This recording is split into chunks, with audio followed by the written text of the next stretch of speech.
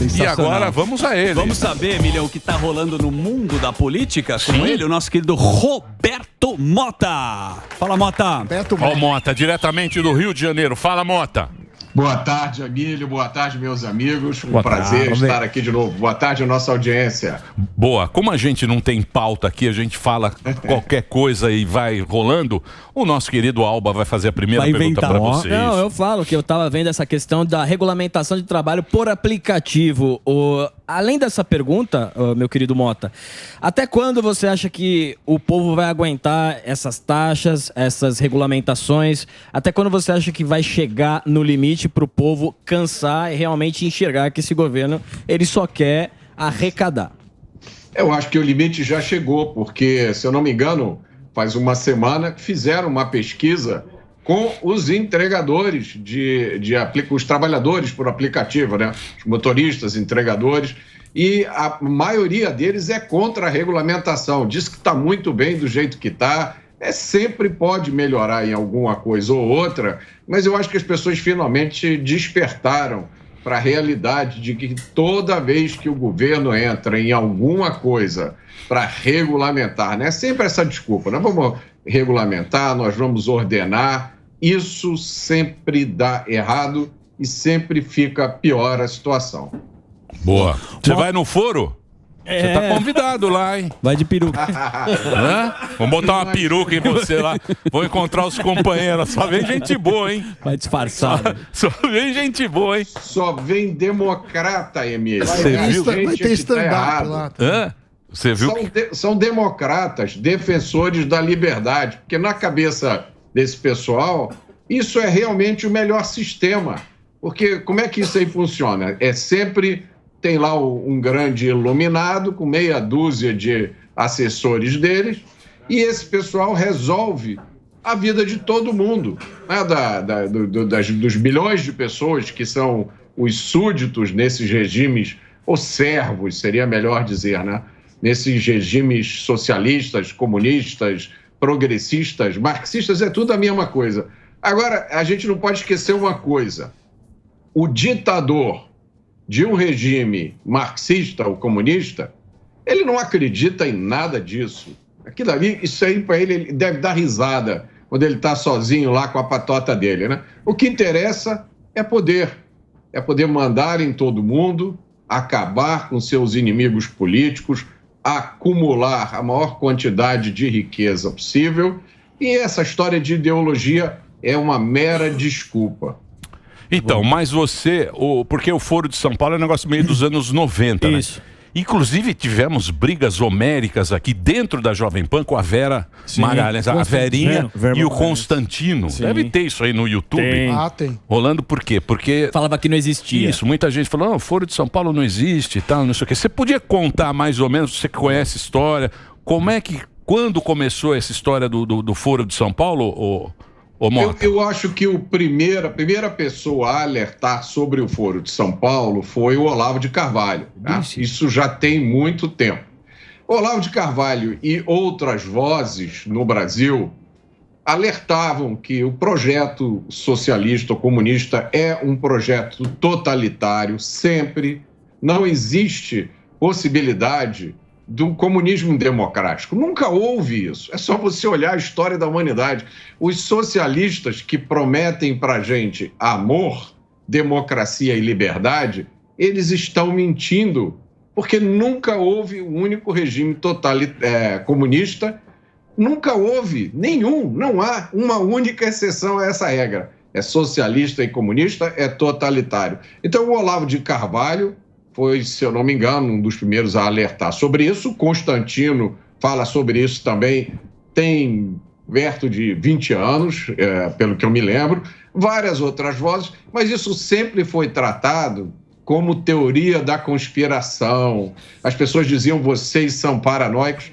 Isso porque, Emílio, e isso é um fenômeno mundial. No mundo inteiro hoje, a maioria da mídia tem um viés de esquerda, que eles descrevem como progressista. Isso é um fenômeno, se você pegar os grandes jornais americanos, as principais revistas, as principais cadeias de televisão, né, com exceção da Fox E a maioria das universidades, elas estão dominadas por esse... É um pensamento esquerdista que está tão entranhado no pensamento comum que o Gustavo Maltacho, que eu acho que vocês já entrevistaram aqui, é um diplomata brasileiro brilhante, que tem um livro chamado Contra a Censura. O Gustavo chama isso de progressismo estrutural.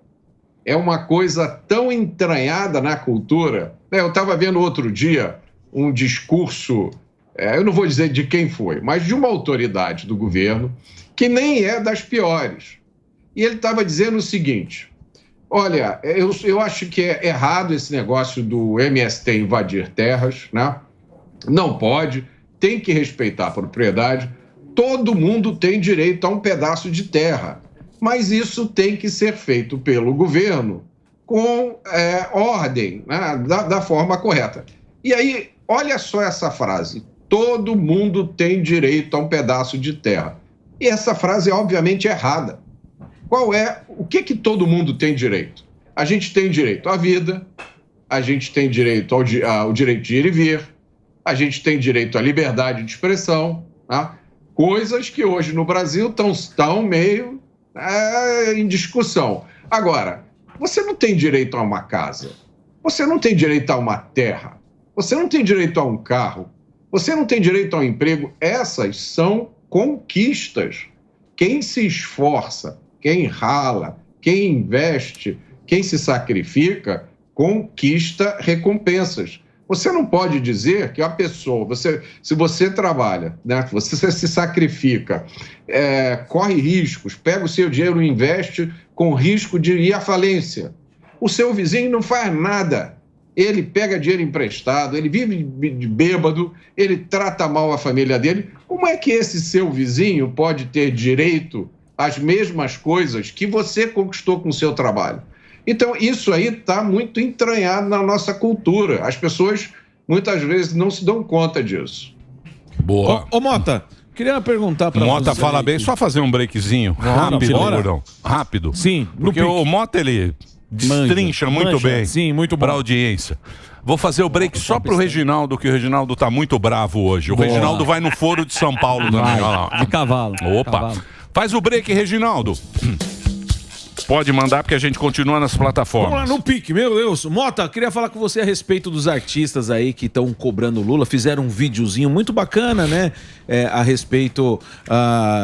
Estão falando do lance dos índios lá e querem fazer um abaixo-assinado para entregar para o presidente. Será mais uns arrependidos aí, né? Porque a gente já viu, desde do 1º de janeiro para cá, vários arrependidos, né? Muitas pessoas que fizeram L e agora estão cobrando coisas que não esperavam. E a gente vê aí, 3 dias atrás, se eu não me engano, a aprovação caindo do Lula, a rejeição começando a crescer. Queria saber a sua opinião. Quantos mais arrependidos pode vir aí? Antes de responder, deixa eu fazer uma coisa aqui que eu preciso, por causa do dia de hoje, que é mandar um beijo para minha namorada, minha mulher há 20 anos, Alexandra, a mulher mais linda e inteligente do mundo, com respeito a todas as outras, me deu 2 filhos lindos. Amor, um beijo para você, te amo. Romântico, é um romântico. Agora vamos à pergunta. Vamos lá. Eu achei muito fofo aquele vídeo, né? Porque eles dizem que... Eles dizem uma coisa do tipo, o clima azedou por causa do clima. E se você parar para pensar, se você prestar atenção no vídeo, não é um vídeo de crítica ao governo. Sim. Não é um vídeo de ataque ao governo. Na verdade, é um vídeo fofo. Exato. A mensagem que está ali é que o governo não conseguiu fazer o que ele tinha prometido por causa de outras coisas, né? De outros fatores. E o que eu queria perguntar para esses atores, né? Acho que a maioria ali é ator. Sim. Com todo respeito, de boa, né? Respeitando a liberdade de opinião, cada um pode pensar o que quiser, mas eu queria perguntar o seguinte: e aquele soco que a jornalista levou, tá de boa para vocês? Vocês não acham que aquilo ali é motivo para a gente se preocupar? E a visita do Maduro aqui ao Brasil? O Maduro não é só um ditador totalitário, responsável por tortura, por prisões, por estupros, ele também é procurado pelos Estados Unidos. Tem uma recompensa de 15 milhões de dólares pela cabeça dele. Ficou de boa para vocês ele vir para cá e ser recebido com honras oficiais de chefe de Estado? E, queridos atores, e o fim da lei das estatais? O que vocês acharam? Agora, todas as estatais vão ser dirigidas por políticos. Isso aí ficou bom para vocês? Vocês gostaram? E a censura? Será que vocês têm alguma coisa a dizer sobre isso? Sobre o Léo Lins, por exemplo? Sim. Mas vocês estão de boa com o que aconteceu com o Léo Lins? Então, é isso que eu queria perguntar para esses atores. E mais uma coisinha só. Eles falam nesse vídeo que são contra o marco temporal. Se posicionaram, né, sobre isso. Né? E como muita gente do meio artístico, o marco temporal tem as mãos sujas de sangue.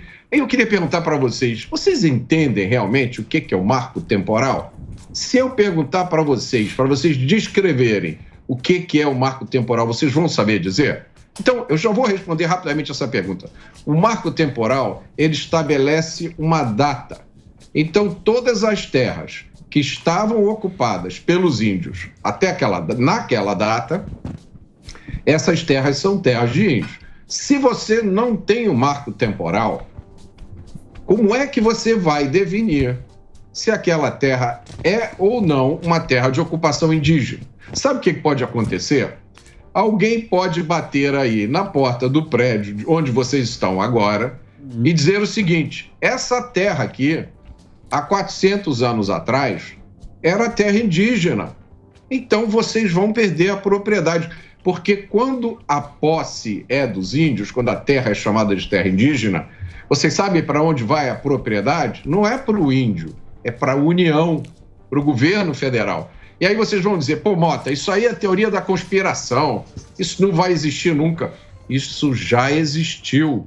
O secretário de Justiça do Estado de São Paulo, Fábio Prieto, que é ex-juiz federal e foi presidente do maior tribunal federal do Brasil, ele conta que em milhares de processos de uso capião que ele julgou, uso capião é quando você ocupa lá uma área e aí você está lá morando naquela área há muito tempo, você pode reivindicar a propriedade. Daí você entra com um processo na justiça.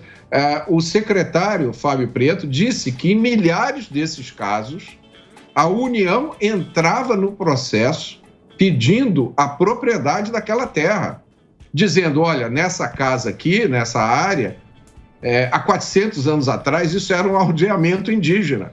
Então, a propriedade tem que passar para a União. Você vê que risco que a gente está correndo. Né? Exatamente. E aí cai na mão do governo, e esse governo aí, ele fala: eu cuido. Isso. Ele cuida. Com o papai. O papai cuida. Ele cuida dos pobres, cuida dos gays, não é? Cuida das mulheres.